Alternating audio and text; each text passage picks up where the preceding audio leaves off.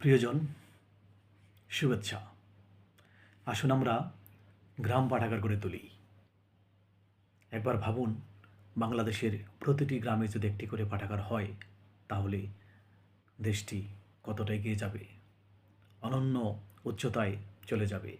যদি বইমুখী সমাজ হয়, যদি গ্রাম পাঠাগার হয়, প্রতিটি মানুষ যদি বই পড়ে, তাহলে সুন্দর একটি সমাজ হবে, চারপাশ আলোকিত হবে।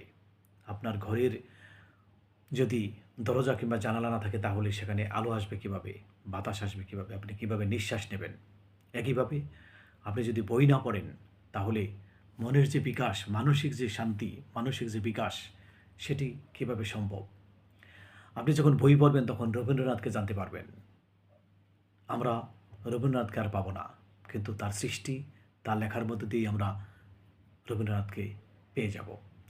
আমরা কবি কাজী নজরুল ইসলামকে আর পাবো না, কিন্তু তার যে অমর সৃষ্টি, তার যে লেখা, সেগুলো পড়লেই আমরা তাকে জানতে পারবো। শরৎচন্দ্রকে আর আমরা পাবো না, কিন্তু শরৎচন্দ্রের বই যদি আপনি পড়েন কিংবা আমি পড়ি বা অন্যরা পড়েন, তাহলে তার পড়ার, তার সৃষ্টির মধ্যে দিয়েই শরৎচন্দ্রকে জানা হয়ে যাবে। কবি জীবনানন্দ দাশ আর আসবেন না এই পৃথিবীতে, কিন্তু তিনি যে সৃষ্টি রেখে গেছেন, রূপসী বাংলা, বনলতা সেন, অসংখ্য কালজয়ী সৃষ্টি, যদি আমরা তার লেখাগুলো পড়ি, তাহলে আমরা জীবনানন্দ দাশকে জানতে পারবো।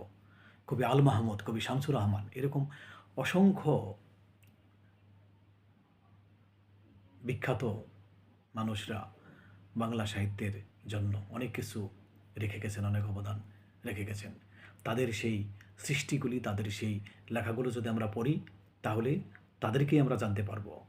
এজন্যই আসুন আমরা বই পড়ি, বইমুখী সমাজ গঠন করি, আমরা গ্রাম পাঠাগার গড়ে তুলি, আমরা প্রিয়জনকে বই উপহার দিই।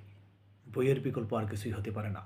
বই আপনাকে যা দেবে, পৃথিবীর আর অন্য কিছুর সঙ্গে তার তুলনা হয় না। সবাইকে ধন্যবাদ।